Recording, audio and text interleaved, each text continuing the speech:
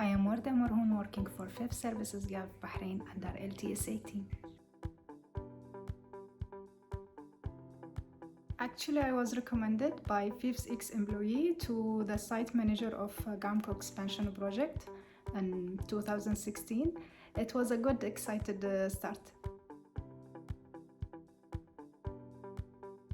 My studies with accounting, it's mainly recording transactions and analyze financial statements in order to have a clear picture for the financial position. It's a lot of paperwork and you have to be a numbers fan. Prepare weekly and monthly reports to the client about the crane's availability and major fault summary, financial statements to the LTSA project, and other administration duties.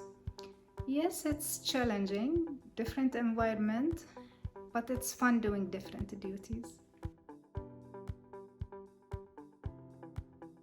I was surprised being Employee of the Year while I was the gathering organizer. I still have the poster of Superwoman with my face on it. Try to understand that really nothing is off limits for you. You can learn any skill, everything is within your ability.